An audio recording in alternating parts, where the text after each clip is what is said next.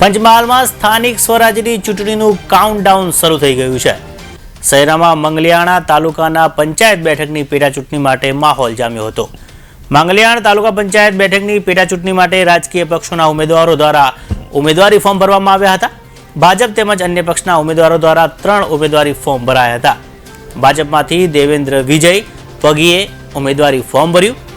આમ આદમી પાર્ટીમાંથી પણ ઉમેદવારી ફોર્મ ભરાયા છે। ભાજપના ઉમેદવારે ભાજપના પદાધિકારીઓ અને હોદ્દેદારો સાથે મામલતદાર કચેરીએ પહોંચી પોતાની ઉમેદવારી નોંધાવી હતી।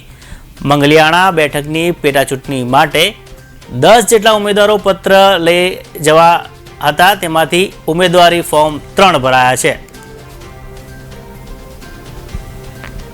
આજ રોજ શહેરા મંગલિયાણાની તાલુકા પંચાયતની સીટનું બાય ઇલેક્શન અમારે આવ્યું છે અને ગુજરાત પ્રદેશ ભારતીય જનતા પાર્ટી ધારાસભ્ય મુરબ્બી શ્રી જેઠાભાઈ ભરવાડ સાહેબે એક નવયુવાનની પસંદગી કરી છે આજે, અને જંગી બહુમતીથી 161 નું મતદાન છે। જો 5500 નું મતદાન થયું તો ભારતીય જનતા પાર્ટી 5400 વોટ પૂરેપૂરા લઈ જાય અને આ સીટ અમે અમારો જે કાયમી રેકોર્ડ છે એ સંપૂર્ણ જાળવી રાખવાના છે, એમાં કોઈ બેમત નથી।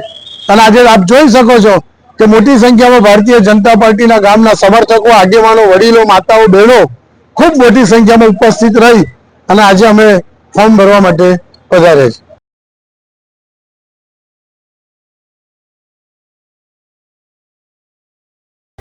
વડોદરા